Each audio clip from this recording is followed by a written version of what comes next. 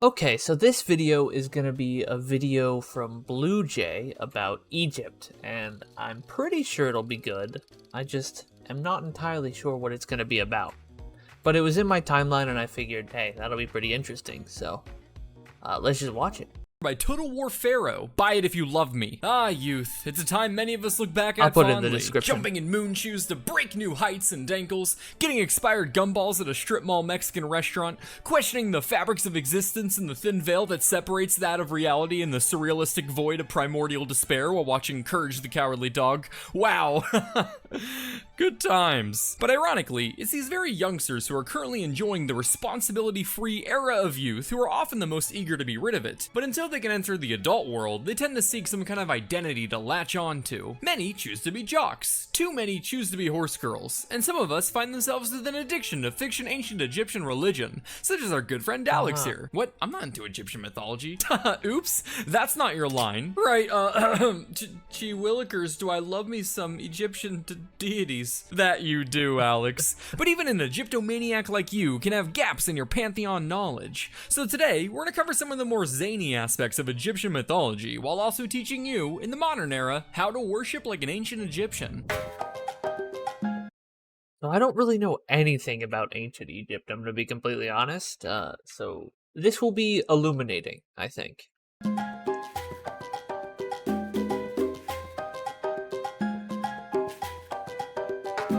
Now, Alex, before we get started, we're just gonna need one blood sacrifice. What is that? Sea people, Alex, here to invade the Egyptian lands. But I thought the water tribe. I know about this.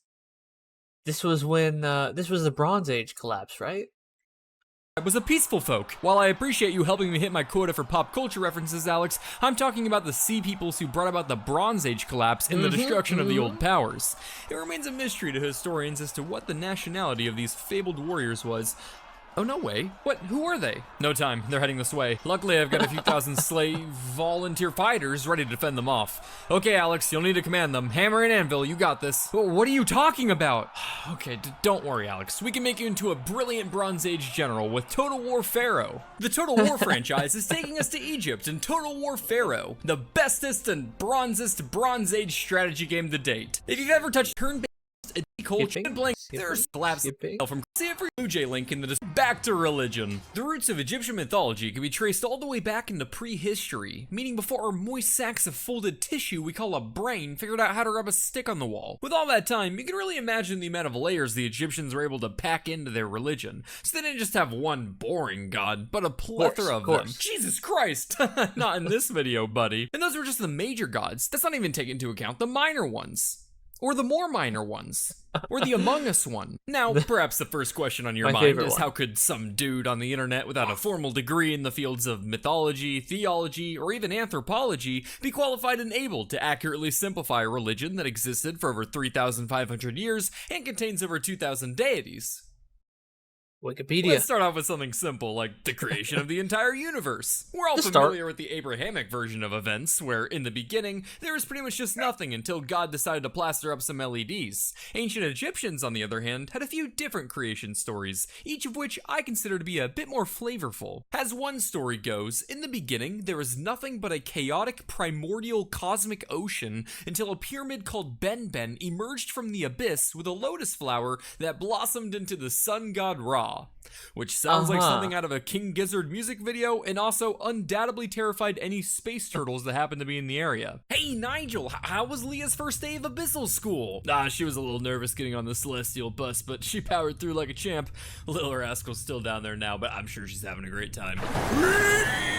Now, while being the first and only thing in the universe is cool and all, it also really limited the amount of stuff there was to do. But hey, this is a god after all, so if anyone can find a way to keep themselves entertained, it's him.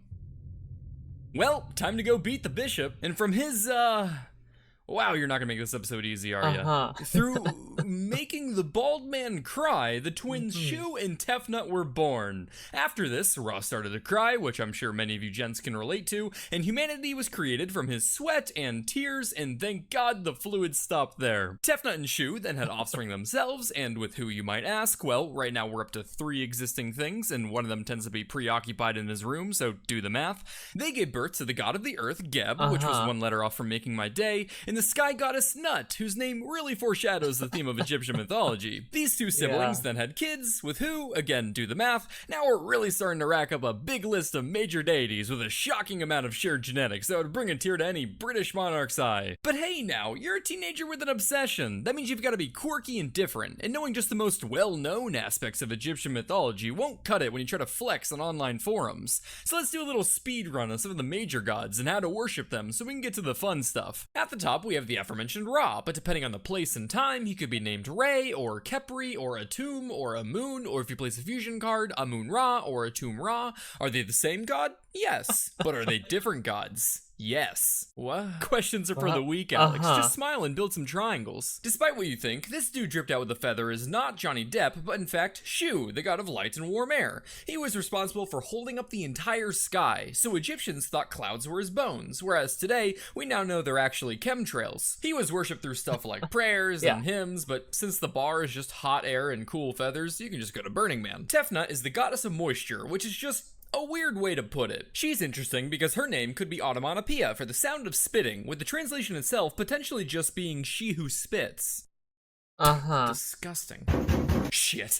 Punish the blasphemer! The Egyptians weren't even subtle about it either. In some temples, her name could be found written on the walls as just a pair of spitting lips. As such, you already inadvertently worship her today when you use any of these emojis or when you rage quit a Call of Duty match. For as the ancient proverbs go, spitters are quitters. Geb, god of the earth, was a real chill dude and was often just depicted lounging around. Looks like he's got himself a little romance going on. Who's that? His sister, Alex. Did you really have to ask? Anyway, it was said that earthquakes were caused by the tremendous power evoked by Geb's laughter. Hello, Heliopolis! How we doing tonight? Wow, what a crowd, what a crowd. We even got some Greeks here. Crazy you guys found the time between naming every city after your teenage king. Let's see, what's up, man? What's the problem? Hey, Geb, what are you doing here? Heard you're a funny man. Came for the jokes. Let's hear one. Are you sure? Are you sure you want crops this year? Sit down. Okay. So there are some who say there aren't any crocodiles in Egypt, but I think they're in denial. Denial.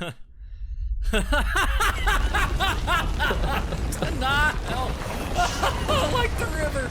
Oh, that was good. That was good.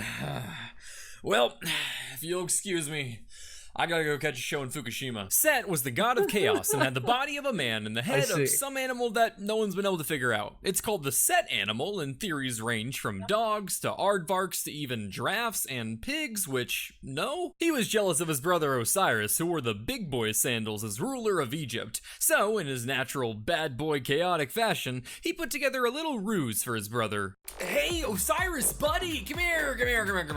Listen, man. We've been having this contest. I'll tell him. We've been having this contest to see if anyone can fit into this super cool coffin, and so far, he's a borzoi. no one's been able to win, dude. No one's been able to win. But I'm saying, my boy Osiris here, he knows how to fit into things real good. I know about you and my sister, but anyway, why don't you give it a shot, man?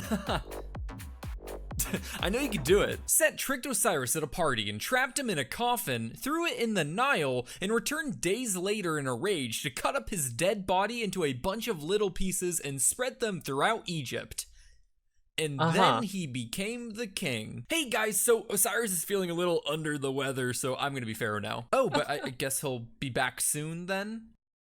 Yeah. Hey, listen, there's this super cool coffin. Isis was the goddess of magic and sister wife of Osiris. After Set cut up her boy toy, she figured it probably wasn't good PR to have her king husband's body parts scattered across the country like some morbid game of geocacher, so she set off to collect the pieces. After a traumatizing and quite literal scavenger hunt, she was able to find every piece, except for one. Can you guess what it was, Alex?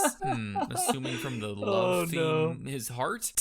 No, this is Egyptian Egyptian mythology, not Shakespeare. She was missing his cock. The divine member had been swallowed by a fish, probably turning it into a kaiju. So she whipped up a magic one so that she could conceive their future son, Horus. And I'd just like to point out that before we've had a single non-incestuous relationship, we're already throwing in fourth base with dead brother. Too weird for you? Well, in another version, Isis breathes life into his body so she can get knocked up in bird form. Confused how that works? Not to worry. They left us a picture for reference. And while you could, I wouldn't recommend worshipping her today, as joining something called the Cult of Isis would send a very different message these days. In the beginning, Osiris became the first pharaoh of Egypt to give humanity direction and guidance after noticing how uncivilized they were. Honey, have you seen humanity lately? Nah, they're just having fun. No, not them. Them. Scarab, so good. Gang, gang, gang, gang. Yes, my pharaoh. Yes, my pharaoh. After his little dismember adventure, he became the god of the dead and ruled over the underworld, which they called Duat. Egyptians believe Duat to be in the west, where the sun set, which means, contrary to popular belief, they most likely were the first civilization to discover the Americas. Otherwise, I have no idea how they knew where New Jersey was. One way Osiris was worshipped was through a yearly public play telling the story of his death, where reenactors, quote, beat their breasts and gashed their shoulders until the mutilated remains of the god had been found and rejoined. Wow, screams of despair and beating yourself up. Isn't that why you're going to therapy, Alex?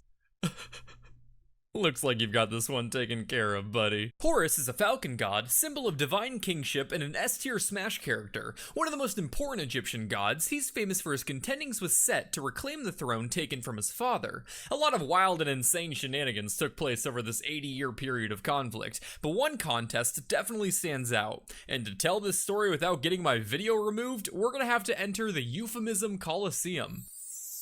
Let's say both Set and Horus each had long ships containing men of the sea men, if you will. One night, Set wanted to assert dominance over Horus, so he attempted to seduce his nephew and docked his ship at Horus's port, sending his sea men into Horus's territory. Horus, however, had a closed border policy, so he caught these sea men in his hand and threw them into the Nile. After this, he went to his mom Isis, who helped him coax his own sea men out of his ship, so he could sneak the little guys into some lettuce that Set then ate. Both Set and Horus then went to the gods, who heard Set's claim of dominating Horus by invading him with his sea men. But when he tried to summon them, they answered from the Nile. Horus then claimed his dominance over Set by tricking him into eating his covert sea men. And when he summoned them, they answered from inside Set, proving that Horus had dominated his uncle. Yes. Horus was worshipped in many ways, but to keep it simple, just make sure the next time you're eating a salad to give an extra squirt of ranch in honor of our Egyptian top G. Anubis, the god's goodest boy, was the jackal-headed god of mummification in the dead. Like any good pupper, Anubis guided souls to the afterlife in the Hall of Truth. The soul would then recite the negative confessions, where it swore it had not committed certain sins, before weighing its heart on a scale against the feather of truth. Have you sinned against men? I have not. Have you oppressed kinsfolk? I have not. Have you spent over $100 on Destiny 2 DLC? Well, only if you account for inflation. Wait. If they passed, they enjoyed eternal life in the field of reeds, but if not, their heart was thrown on the floor and eaten by the crocodile-headed goddess Ammit, the devourer of the dead, erasing their soul from existence. In honor of Anubis, it was common for priests to wear jackal masks during funeral proceedings and mummifications. Okay, let's get this show on the road. Oh, like Anubis, right. But do you know what you're doing? Don't worry, I do this all the time. Okay, let's get this hard out. What are you? It's tradition! But while mummifications are a little hard to come by today, don't you worry, Alex. There are whole conventions dedicated to this kind of worship these days. Okay, this is getting long. Let's see who else we got here. Nephthys was the sister wife of Set and goddess of healing and protection, but also death and decay, just to keep you on your toes. Okay. You could hire professional mourners to play the part of her and her sister Isis to hysterically cry and scream at your funeral, so it seems like someone loved you in your life, even if we both know that's not true. There's Thoth, the ibis-headed god of, you might want to get comfortable, the moon, wisdom, knowledge, writing, hieroglyphics, science, magic, art, and judgment, who is also credited with creating art, writing, the calendar, and controlling space and time. Being a god... I feel like they just threw everything into this one. They were like, okay, what do we understand? We understand something had to start somewhere. We understand people dying, so I guess those will get their old gods. And everything else, this guy can get it. Probably not that important. With his fingers in more affairs than Blackrock, he was very respected by the Egyptians, who honored the god by sacrificing and mummifying ibises by the millions. There's the moon god Khonshu. He appears in something called the Cannibal Hymn, which is metal as hell, but for more, just go watch Moon Knight. Sekhmet, a solar deity, almost killed all of humanity until she got too drunk drinking red-colored beer that she mistook for some nice, refreshing blood, as one does. Bastet is a cat goddess in the calm version of Sekhmet, whose worship provided the means for the first recorded instance of psychological warfare, which I covered in this video here. So, those were some major gods. How you holding up, Alex? To take the fursuit and the ranch with the Burning Man tickets? Please, can you cry at my wedding? Funeral? Funeral! Shit! Yes! Wait, do you eat my heart? Looks like you've got this down pretty alright, buddy. Let's move on to some of the lesser known rascals. Wait! Ancient Egyptians followed what I like to call the 34th Code of the Ancients, or Rule 34 for short. If it exists, there's a god for it. Fabrics and clothing? Step aside, Zara. The 26th day of the month? Sure, fuck it. My ex-wife? They've got her covered. Because of this abundance, no matter the problem, the Egyptians had a god to turn to, including the ones of the bedroom variety.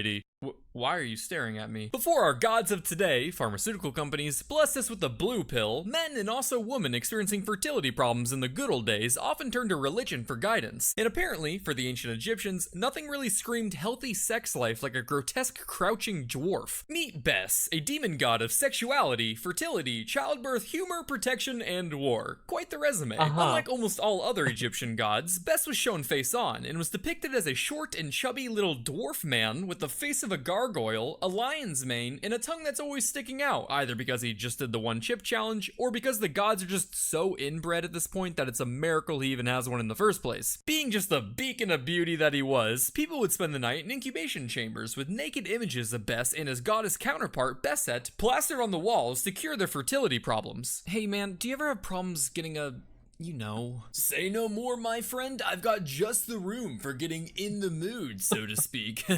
Oh, really? Yeah, dude. The walls are just plastered with images, among other stuff. Ew, but I guess that's what I'm looking to be able to do, so okay, sign me up.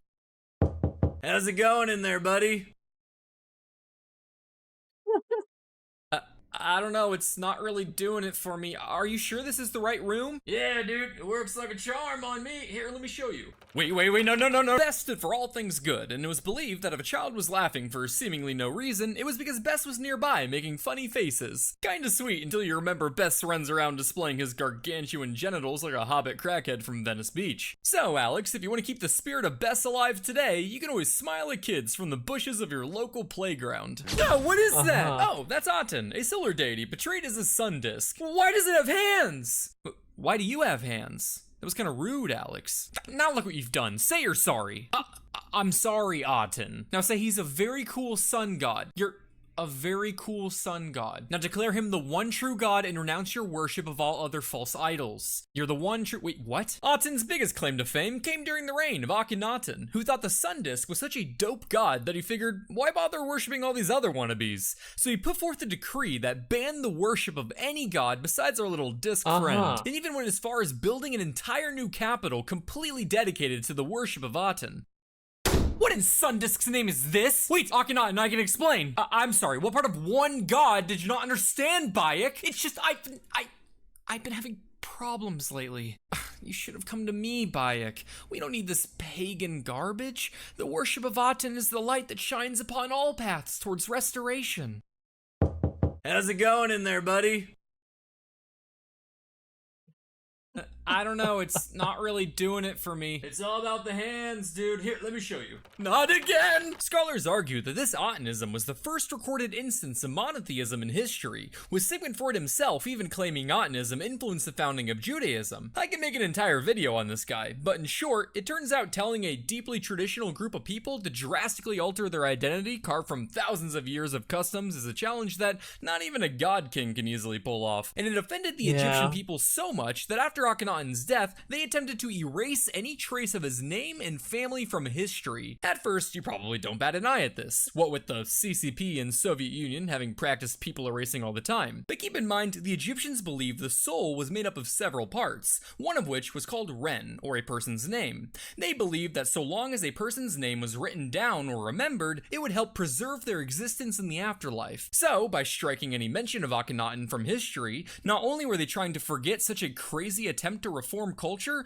but they were trying to destroy a literal piece of his soul. Speaking of the soulless, pharaohs were not just a part of the Egyptian elite, but were themselves considered gods in Egyptian mythology. Because of this, they tried to live up to the theme of their divine connection. Theme? You don't mean. That's right, Alex. Egyptian pharaohs were often I feel like I can't add anything to this without, stepping over any lines almost, inbred to emulate the gods as well as to maintain their sacred bloodline. It's all set. Ready for your marriage ceremony, sire? What's he thinking? There's no use guessing. His divine omnipotence is beyond our comprehension. Does this? Yes. He approves of us. But what if you're not a pharaoh and just your typical average Joe? Well, Alex, along with all the aforementioned forms of worship, there are a plethora of intricate traditions and customs that one could follow. But since I'm on page 11 of the script, for the sake of time, just make sure you've got a bunch of amulets on you for every occasion. Hey, boys, do you have a few minutes to talk about serving your country in the Marines? Egyptian mythology. Hilariously wacky, but a little too Game of Thrones inspired. 9 out of 10 stars.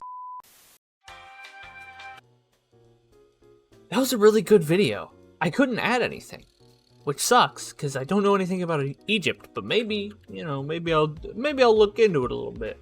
I'll put his channel in the description, like I do. I don't know if I should put that link in the description. I think I'll put this video's link in the description and his channel's link in the description. So if you want to go and see his ad and then click on the ad, you can go to his video. But anyway, yeah. Good video. If you want me to watch anything else specifically, let me know. Put it in the comment section. Like, subscribe, and later. And also, if you could hear anything in the background of this video, I'm sorry, it was my sister. She's, loud.